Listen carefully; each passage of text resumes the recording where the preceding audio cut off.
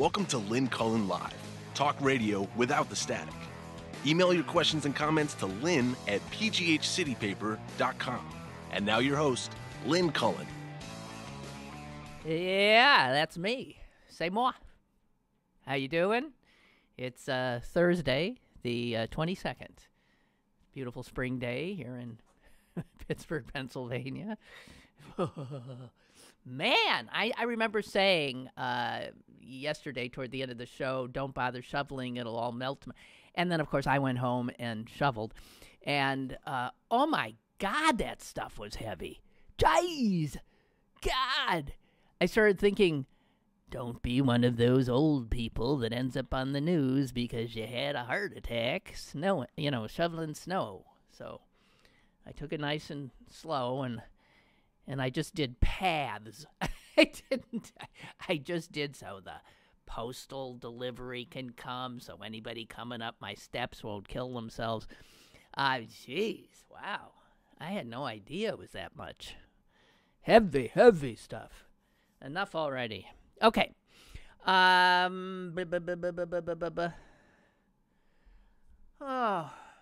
I don't know. Oh, that's the first time since my hiatus that I sighed at the beginning of a show. I have been trying to dispense with the sighs that used to begin almost every show. And it was a indication of just how beaten down and depressed I'd become by having to, slog through the news of the day. So that was a warning. That was a warning to me. I'll up my meditation, I guess. Okay, I guess I did that because I sort of hazarded a peek at some of the stuff that I'd brought in. None of it well, I've got some light stuff, but none of it particularly happy.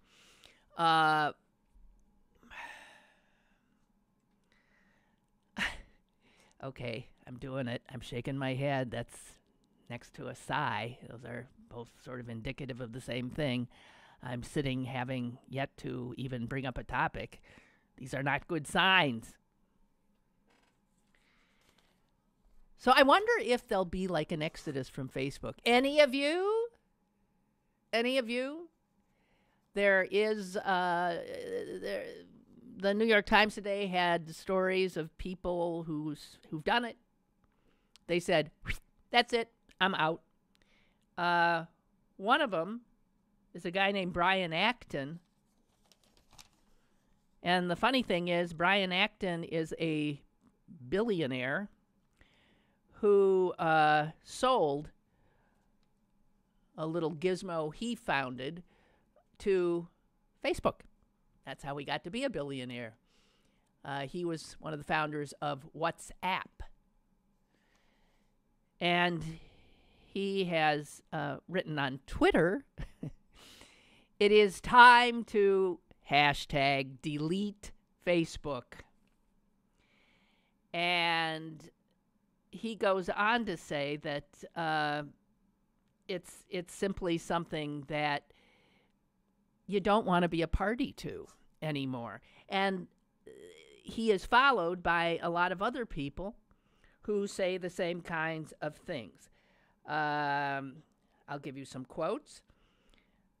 Facebook is at one of those moments where everybody who works there, who uses it, has to ask, which side of history do you want to be on?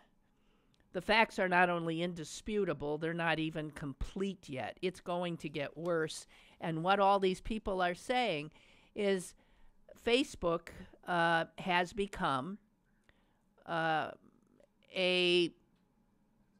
huge engine which has the potential, and is showing it, of ripping apart the social fabric of how our society and even our democracy works. Now, that might not be why you're on Facebook. You're on Facebook to show cute little pictures of this and that and to share them with your friends. But increasingly, people are saying you've got to figure out what is the higher value for you. Here's a guy who says, actually, this person is Facebook's former head of user growth, somebody whose job was to lure more and more people into using Facebook. And he now says, he's the one who said that Facebook is ripping apart the social fabric of how our society works. So it's interesting that the people who are closest to it, who've worked with it, for it, made billions by it, are the ones that are being most vocal in saying it's time to get out. Here is somebody else who has written a history of Silicon Valley. First of all, she says these defections that we are now seeing, especially at the higher levels and in Silicon Valley itself, are truly historic. Haven't seen this before, she said. And she also goes on to say, until very recently, it was taken as a given that tech equaled progress, and tech equaled good, and tech equaled economic strength. I mean, that's quintessentially American, that anything we view as progress in the marketplace is viewed as good. And I've always been a contrarian on that account. And I'm a contrarian on, the love and obsequiousness toward tech. The refusal of so many of us to look at the downsides, the unintended consequences.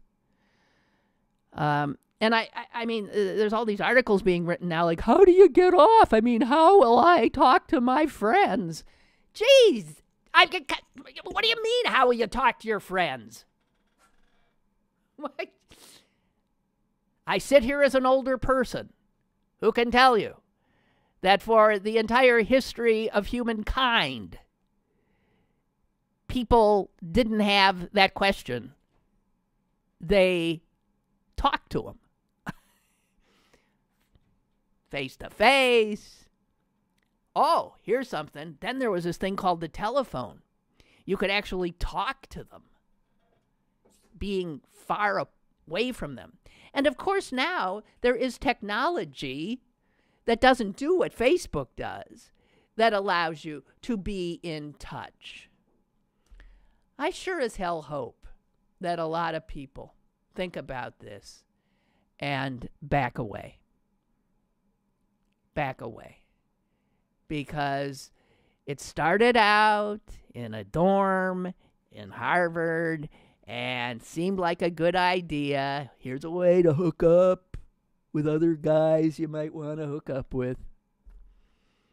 And it grew and it grew and it grew, and now it is a powerful, monstrous tool. And bad actors have learned how to use it. So why be a part of it? As I said again yesterday, and understand you're what's being bought and sold. Your attention is being bought and sold. To quote Bob Dylan, you're only a pawn in their game. They lure you in. Say, look what we got for you, this shiny thing. Can put you in this network. Look at what it has wrought. Look at the ugly stuff on it. Look at the dissension. Look at the unhappiness. Look at the addiction. How many times do you have to check your Facebook page a day?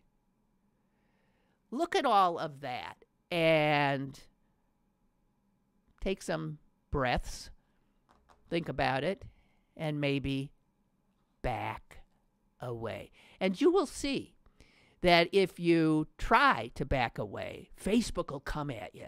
They'll say, but are you sure? Surely, how are you going to talk to? And they'll have a name of one of your friends. Are you going to share with?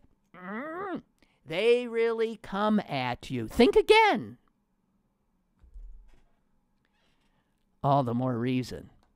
Back away.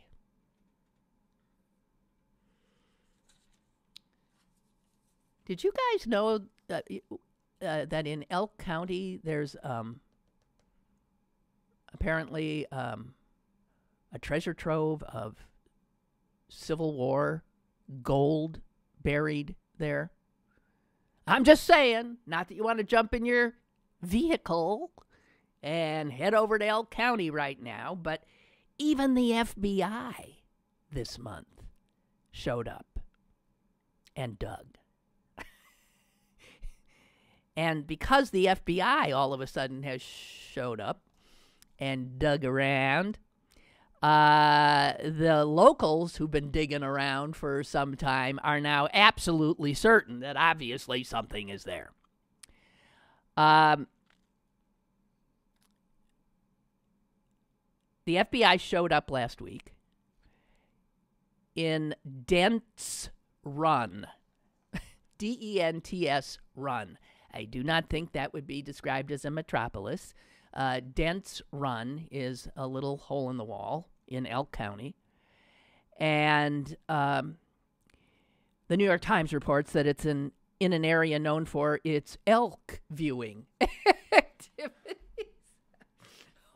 Oh. And in Beaver County, do people flock there to look at beavers? I mean, what? Who knew? Anyway, the FBI released a statement on Monday and said very little, according to the New York Times. Very little about what they were up to. And they said we were doing something as a result of a court-authorized excavation. And they said the conclusion of which was nothing was found. But the fact that the FBI showed up has, of course, just got the locals and other treasure hunters salivating. They figure it's millions of dollars worth of gold that was being transported in the week prior to the Battle of Gettysburg, 1863. And the Union wanted it to be able to pay their soldiers. It was in Wheeling, West Virginia, the gold, and it was brought up from Wheeling, and apparently somewhere in Elk County, it sort of went missing, as they say. And the historical record suggests that it was lost in this wilderness area, and who knows, maybe got buried. Just saying, but that made the New York Times today. I never heard of it.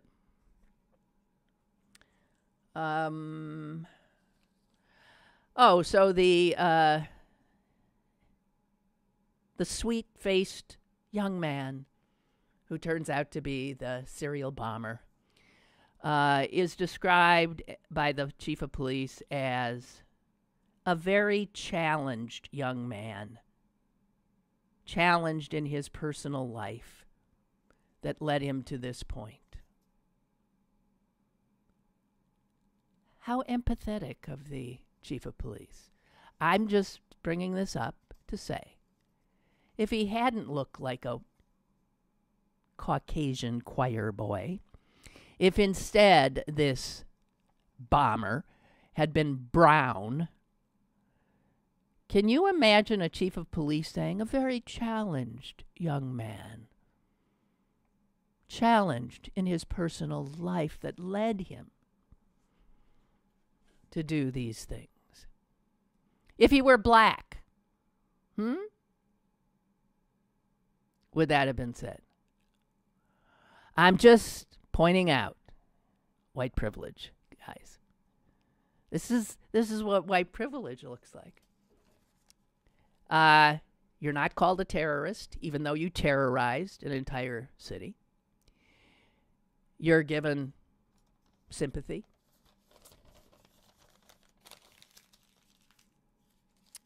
But if you're anything but a white guy, that ain't going to happen.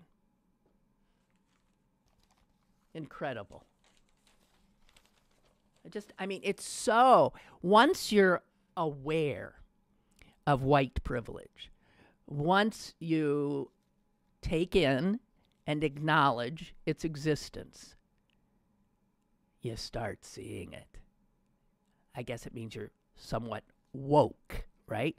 So there it is. And when I saw that quote, I thought, wow. As opposed to a black young man, same age, who has to worry if he pulls out his cell phone in public, because somebody will think it's a gun and kill him. Right?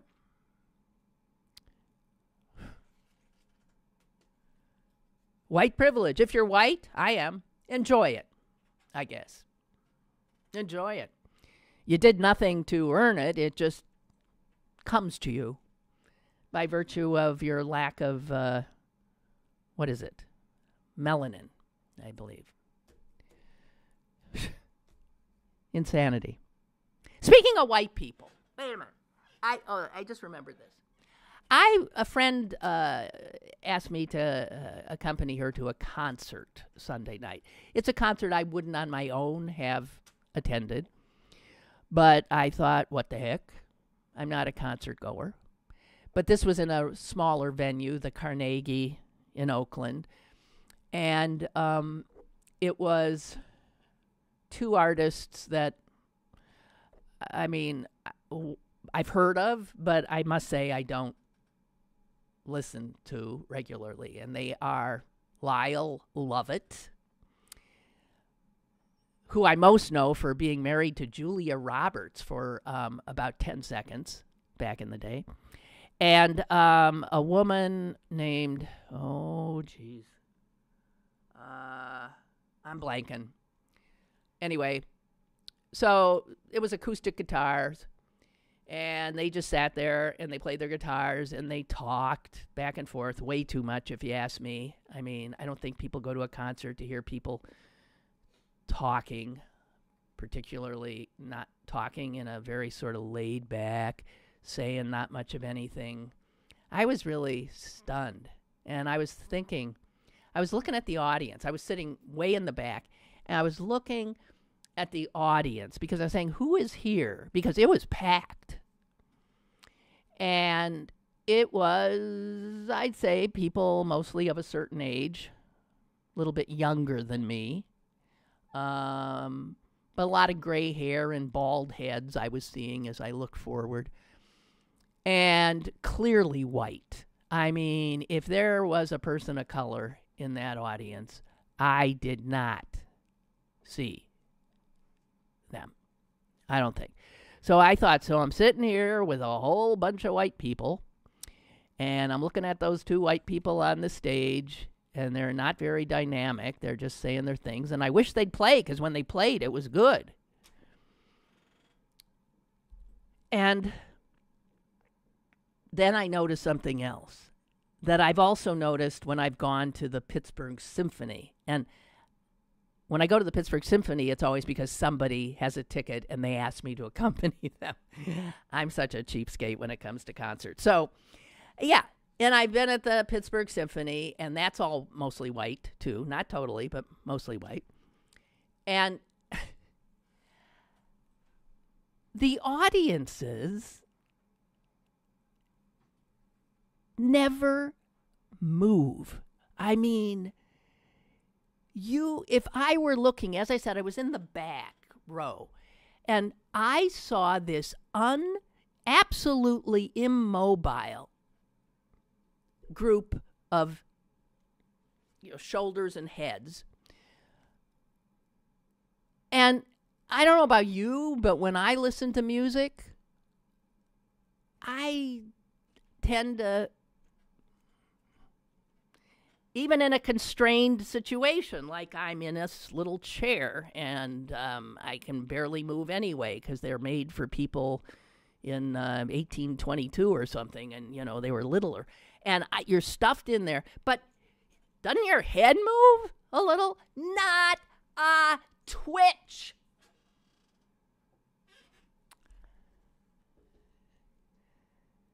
And the same at the symphony.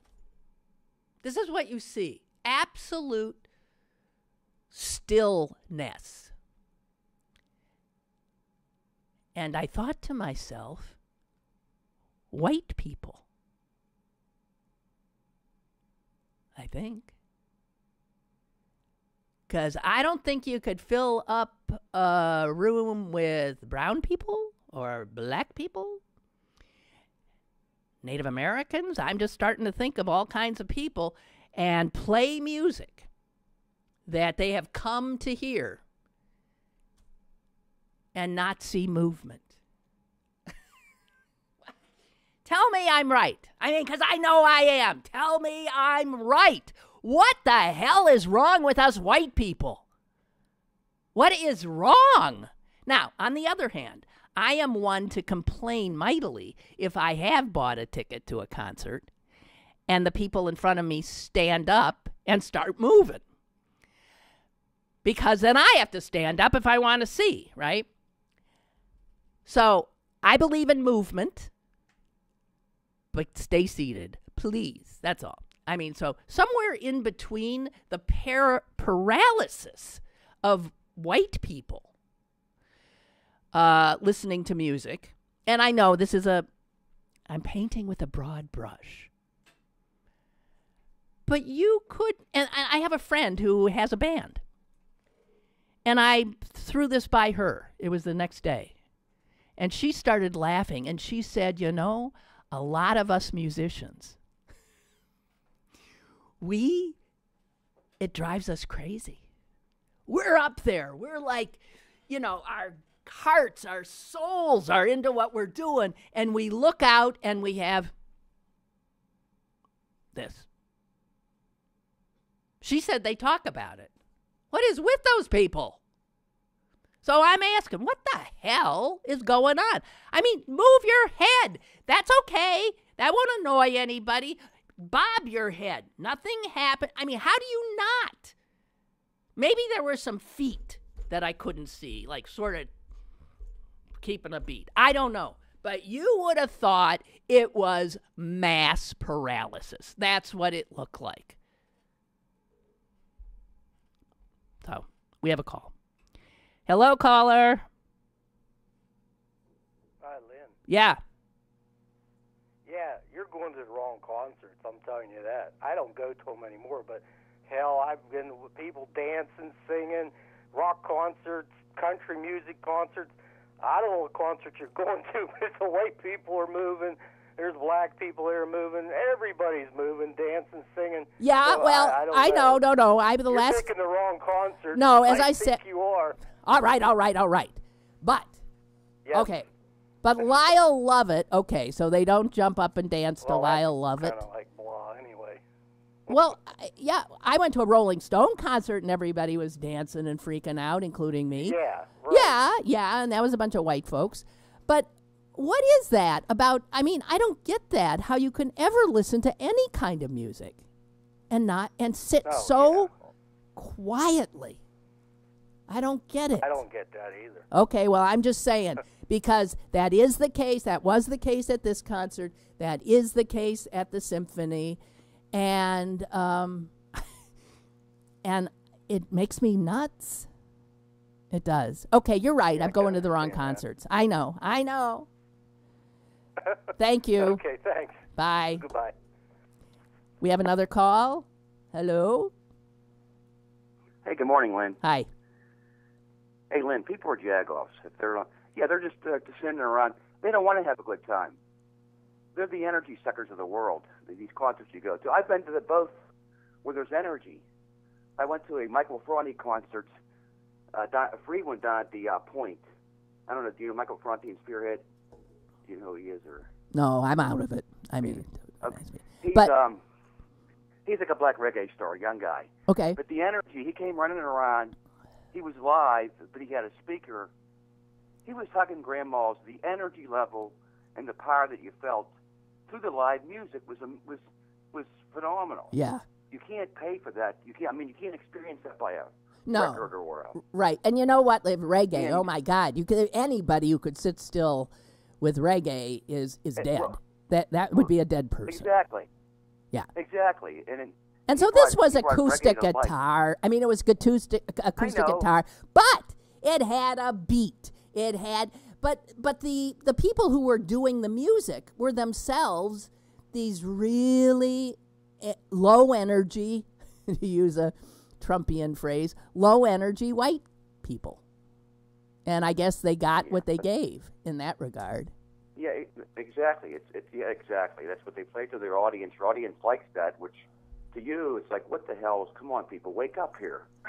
What's the funeral about here? Come on, I know. But that's the way I am too, and me and you. But I know, it's disappointing that you go there and you feel bad for yourself. You feel bad for the audience. You think, what the hell? Come on, people. And I could tell these were, these are fans. These are fans of these guys because they would start a song and there'd be a smattering of applause. Yeah, oh yeah, good. And yet there's no, I'm serious. I didn't see one bobbing head. You saw Lyle Levitt, right? Yeah. I'm not a big fan of his, but the guy, I've heard him play different styles. And the guy is phenomenal, though. He's really talented. Yeah, I agree. He is really talented. I mean, he can do amazing things. I'm not a big country. He's kind of like a rockabilly kind of country guy, or he can play a lot of different things. But he's decided he's going to be low gear, and the audience is low gear, and you're like sitting there like, guys, what the hell kind of? If this is what you enjoy doing, it just seemed on the same agreement here. Yeah. This is not how we have fun. No, it was odd because he's a very talented and the other singer had an incredible voice, but all her songs were really depressing. And I mean, I guess it's hard to bop around when somebody's talking about death and life falling apart. Yeah, I want to go out and feel happy when I come out. I don't want to feel like worse than I normally do by listening to Trump there. So I want to go. I don't want to come out of a concert and go, "Oh my God, life is terrible." Oh, life's not there. Right. So I went to the concert and then I went home and killed myself. Right. Yeah, exactly. That's not the purpose of it. But oh well. Okay. At least had a time. It was not. I mean, it was not. But I did want to. I was getting really itchy, thinking, okay, wrap this up because this is. You're correct in your observations. That's as a reporter, you're observing things all the time, and as you can see, you can feel the energy, you can feel the flow. You don't understand it, but obviously the people liked it. And that's what they want. They did. I mean, they had a good time. Okay. From a third party perspective, what you're saying. All right, Lynn. All right, you. Bye. Bye now. Bye. Yeah, and I was itching to go home and see a basketball game too. I have to admit. There was movement in a basketball game. I can't sit still that long. How can people do that for 2 hours? Anyway. Okay, I got something a little more serious here. Oh, we have a call? Oh, now I'm complaining we got callers. Yesterday I was saying, where are you? Okay, caller, go ahead. Hi. Hi, Lynn. Hi. I had to turn the volume down. Hey, Lynn, our city has a wealth of talent here. It's amazing. On Saturday afternoons, down in the South Side, 4 in the afternoon till 8 o'clock at night, I call it senior daycare because it's our generation. And anyhow, it's a rhythm and blues group. It's a little place on Carson Street called Excuses, and the group's called the Aces. They're all older people, and they're so talented, and the music is so good that if the music is good, you can't not dance. Yeah. And the audience is it's funny because I look around and it reminds me of back in the 80s at about 2:00 in the morning at a club. We are dancing and beating on the tables what's so wonderful about this, our age group at this time of life and the music there, there's a bubble. It's like everyone appreciates that we leave our problems at the door. We come in there. It's like going to church. I gotcha. It's okay. like going to temple. It's just it saved my life. I'll tell you that. But it's funny because then a lot of times the younger people come in after the old people are leaving, and just to see them, because a lot of times they come in earlier, the bands, and they're watching us. It's just a wonderful experience. But okay, if the music is good, and then people have said to me, "Oh, geez, new people coming in there, wow!" I was hesitant to even put it on the air here because it's getting more crowded. Okay, well then you shouldn't have. All right? I don't care. You know what? Off you go. It's like when I find a great detour or a shortcut, park, how you park in a place that's hard to park. You don't tell anybody. Keep it to yourself. Yeah. All right, she didn't say anything about this sort of like old farts happy hour music thing on the side. No, but it's excuses. 4 in the afternoon. It it's really like doesn't get. Yeah, it's like it doesn't pick up till about 5 or 6 because a lot of people. But it starts at 4, and I'll tell you, it's magical. The band, they are so talented that there are more musicians in the area that come in there to jam with the band. All right, half the time. The audience is You're not going to get a seat seat next time. Stop it. I'm for your own good. Just stop it, okay? Thank you, though. Thank you. Bye. I love you, Liz. Yeah, you too. It's like the early bird special, 4 to 8. Jeez. Oh. Okay. I'm sorry I even brought it up. Just one email. Anyone who agrees with me gets on immediately. Lynn writes, "We agree about so much, Lynn. I am always aghast when there is no movement at a concert, and I have been to many, not even a twitch of a shoulder. Not so at the Pretenders at the Palumbo Center. Everyone was standing and dancing. Well, some music, folky music doesn't necessarily lend itself as much. An acoustic guitar, let's give them that, okay? At a Suzanne Vega concert, same thing, everybody dancing. It was at Metropole, and we were almost at the exit when she belted out The Boy in the Belfry. Well, we ran back in and joined the frenzied crowd. I didn't move too much at Rosebud for October Project, but I was crying like a baby at the music. It's the music. I went to the symphony, too. At the piece, I thought everyone would recognize the people were statues. Yeah. But at the symphony, there is a sense that you're supposed to not move. There is. It's very sort of, there's a sense of rigidity there, which I think is one of the things that, could kill symphonies in this day and age, because our culture ain't exactly what you'd call rigid anymore. Anyway, okay, I'll leave it alone because some music is definitely, you have to dance to. There's no doubt about it. And others maybe is more contemplative. But I'm sorry, if there's a beat going on, I got to move something. I got to move some body part. Okay, so I read something last night before I went to bed, which is probably why I didn't sleep well, that was written as a review of a book, but the author was Andrew Sullivan, I think is who wrote it. And oh my God. This is about a book, which is a compilation of essays, and the title of it is Can It Happen Here? And it's about, can the United States essentially become an authoritarian government? Can Americans actually, can we see this grand experiment disappear. I think one of the things, obviously, that has driven a lot of the stress, the anger, the resistance, all that stuff, is this fear that we are seeing the beginning of that. And consequently, books like this and essays like this.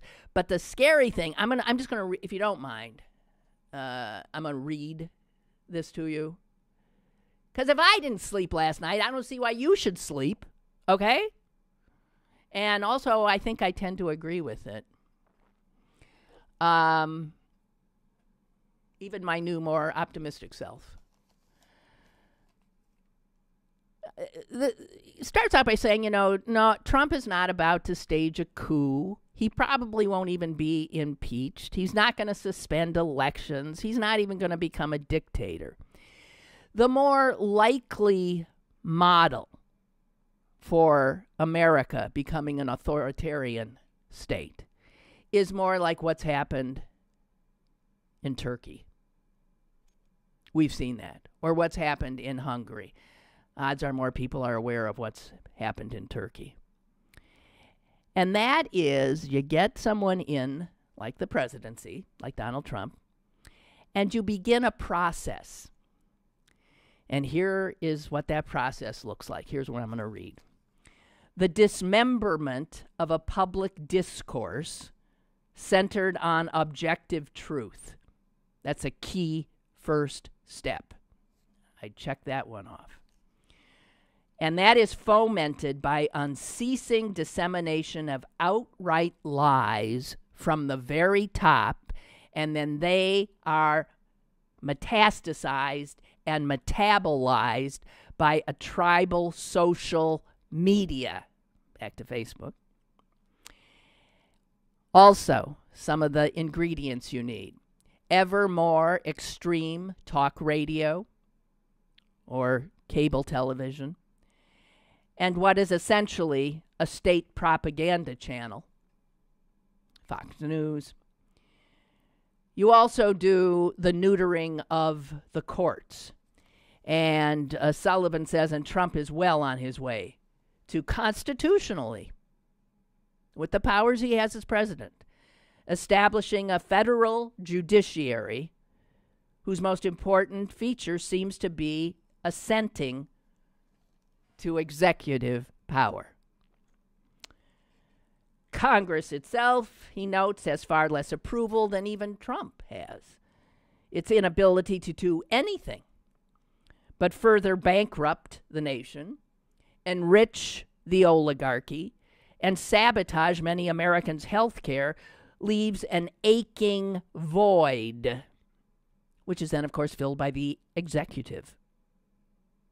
So right there, he's dispatched with the three branches of government. The executive, the judiciary, which he appoints in large part, and then it kowtows to him. And then this also enabling do-nothing Congress. He says this, I don't think Trump has a conscious intent to vandalize liberal democracy. He doesn't even understand what it is. Rather, his twisted, compulsive insecurity forces him to use his office to attack, to delegitimize, and weaken every democratic institution that may occasionally operate outside his own delusional narcissism. Wow. Right on. And he goes on to say he can't help this. His tweets are a function of spasms, not plots. But the wreckage after only 1 year is extraordinary. The FBI is now widely discredited. The CIA is held in contempt. Judges, according to the president, are driven by prejudice and partisanship. And that's when they disagree with him, of course. The media, what do? They just produce fake news. Congress is useless. Alliances are essentially rip-offs. Who needs allies? The State Department, along with the whole idea of a neutral civil service, unnecessary. And so he says, so the Democrats find themselves in opposition a little in like Marco Rubio in the primaries. Okay, remember Rubio? First he tried to take the high ground, the high road, and he was irrelevant. And then he decided, okay, I'll get down in the dirt with the SOB. So he took the low road and found out that you can't compete with the biggest bully and liar on the block. Also, the one with the bully, strangely, bully pulpit. So the result is that this president is slowly constructing the kind of authoritarian state that America was founded to overthrow.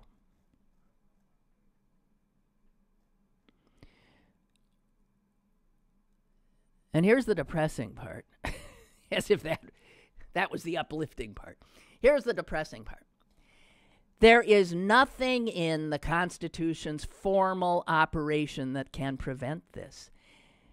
As long as, and he says impeachment probably isn't going to work, and as long as one major political party, that'd be the Republicans, endorses what is happening, and a solid bunch of Americans support this slide into authoritarianism,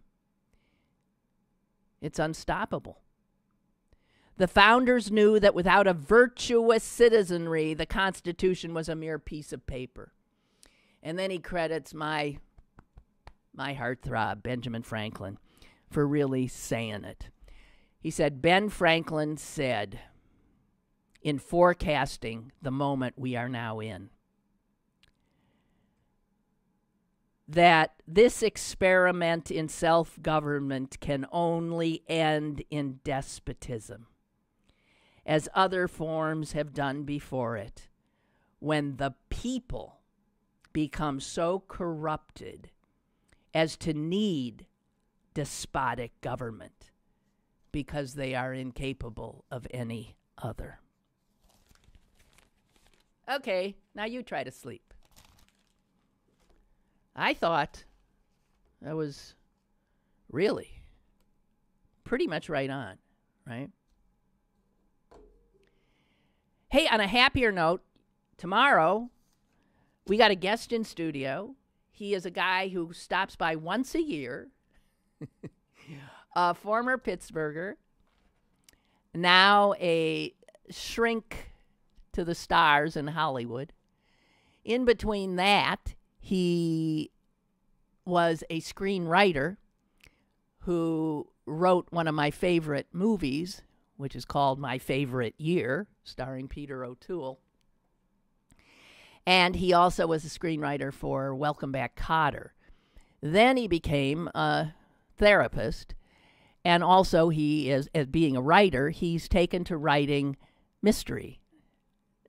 And puts a book out about once a year and comes home to Pittsburgh and stops by.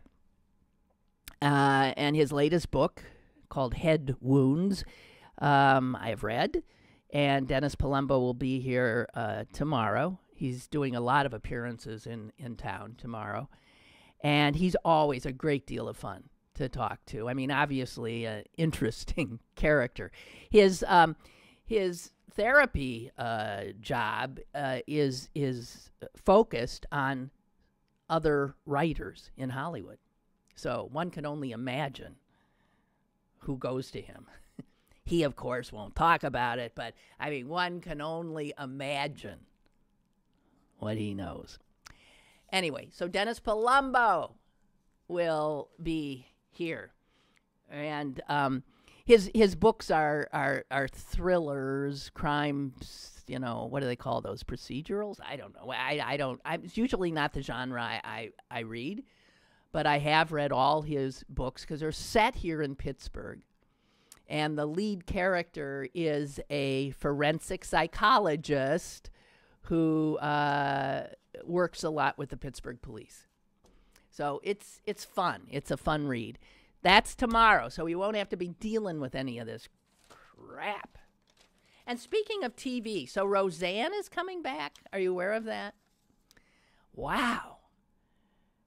It's been more than 20 years. And next week, Roseanne, starring, of course, Roseanne, but also John Goodman, who has what?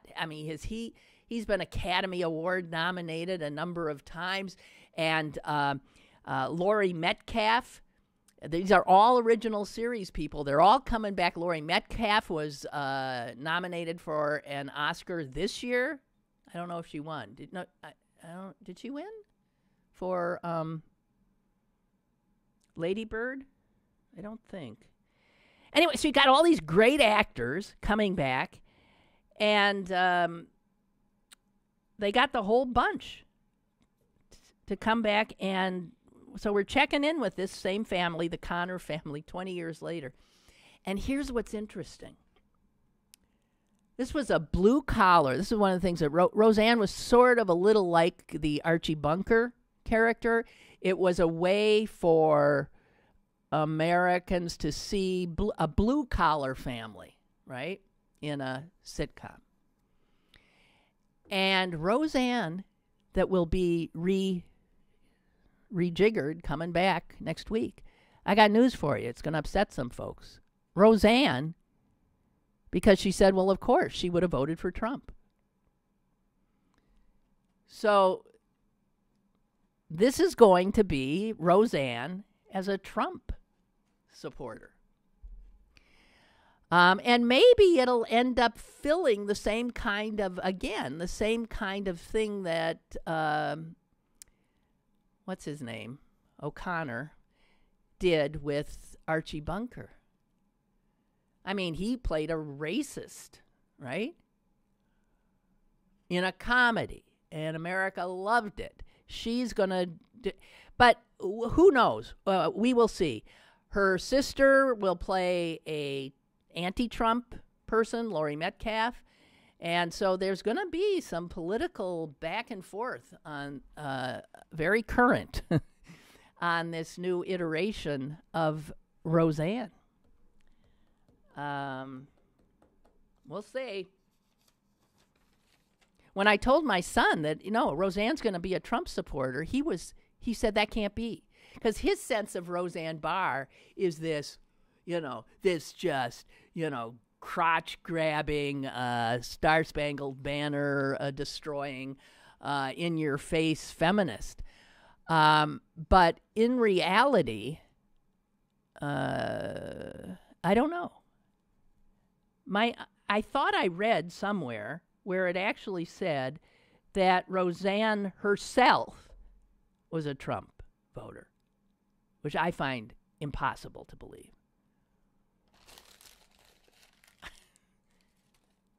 He hates her, doesn't he? Isn't she one of these people that he goes after?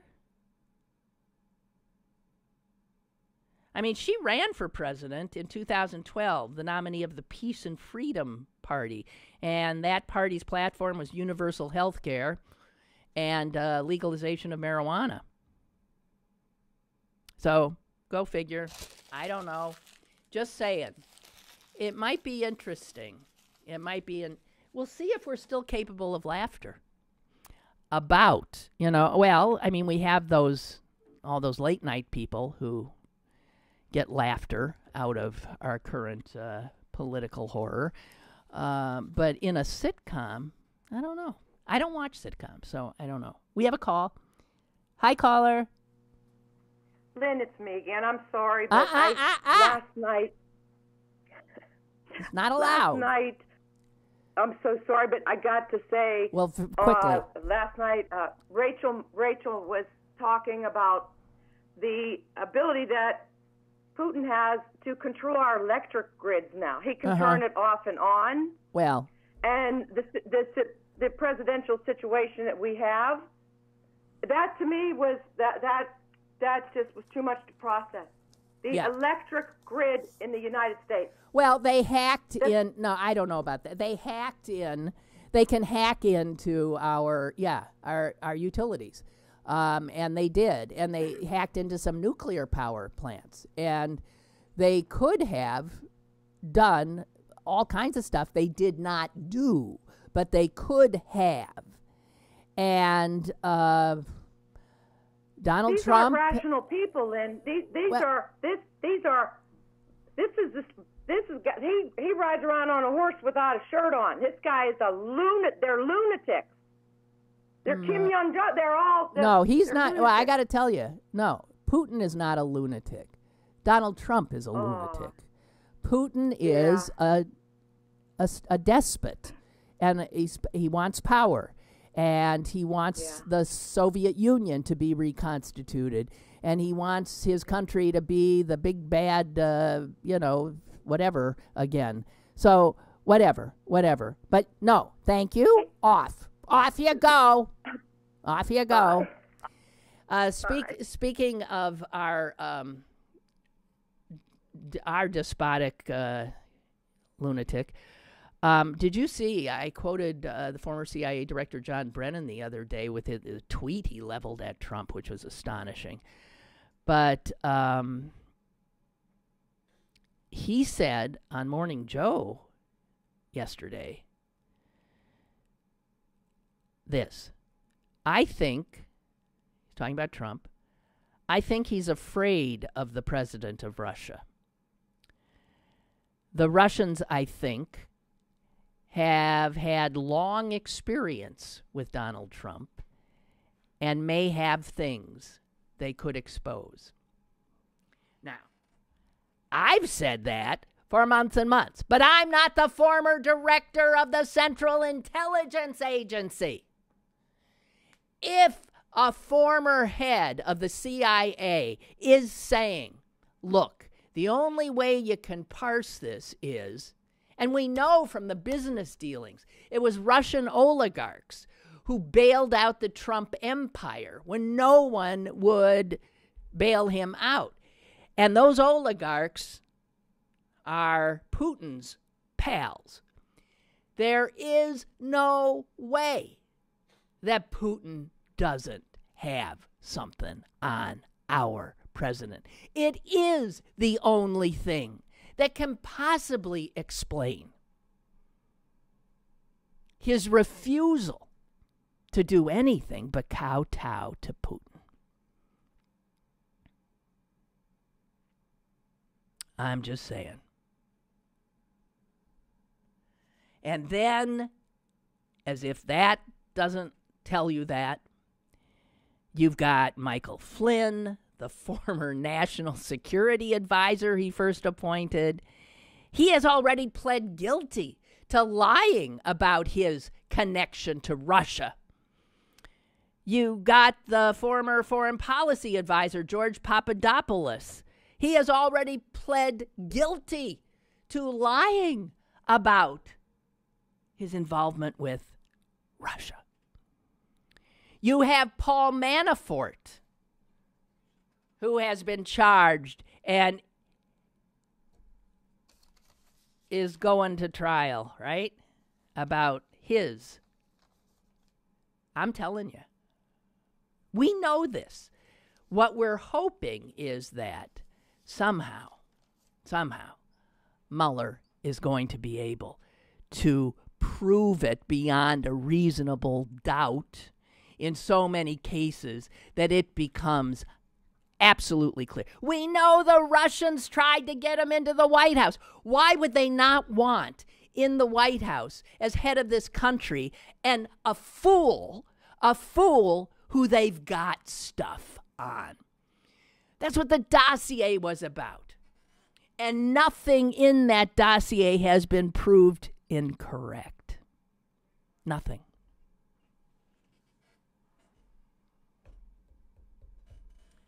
I'm just saying.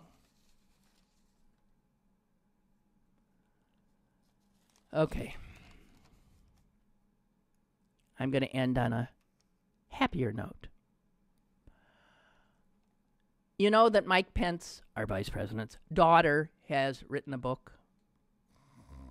Yeah, it's about a bunny. It's about a bunny rabbit that apparently does live in the vice presidential mansion. And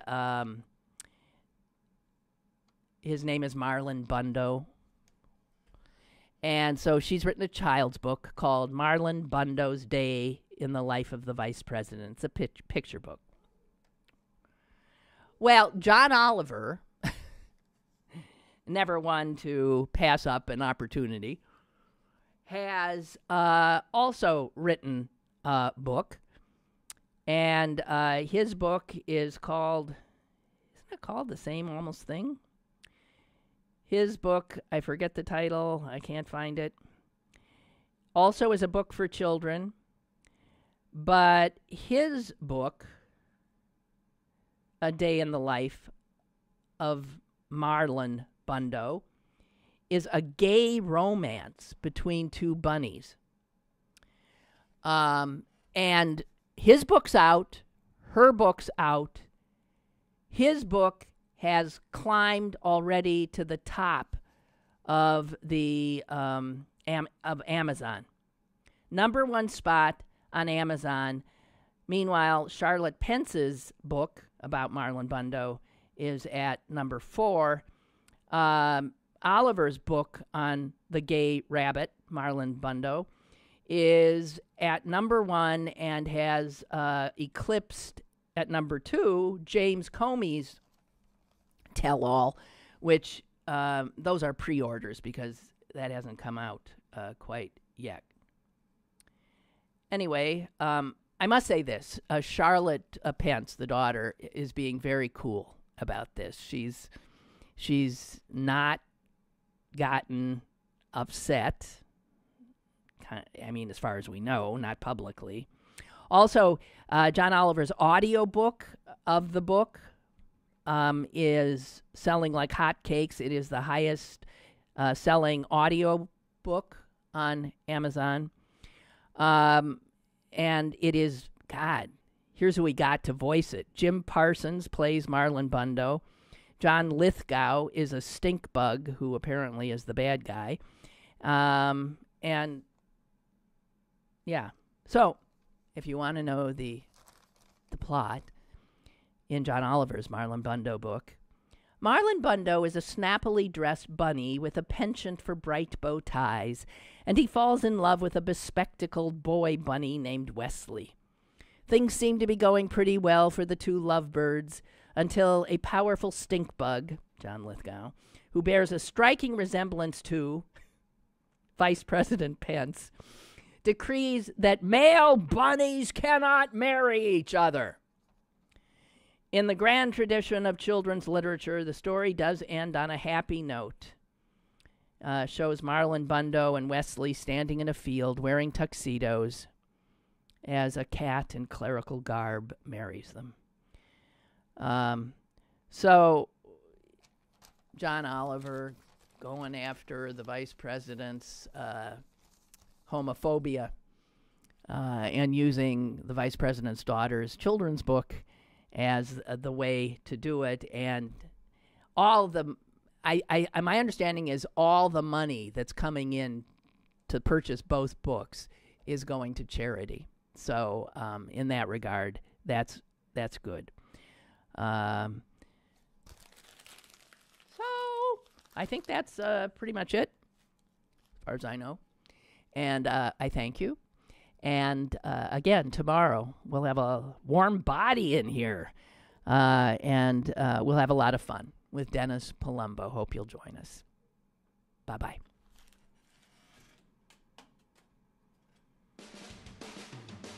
Lynn Cullen Live, Monday through Friday from 10 a.m. to 11 a.m. and archived at pghcitypaper.com. The opinions expressed on Lynn Cullen Live are those of the host and do not necessarily reflect the viewpoints of Pittsburgh City Paper or its advertisers.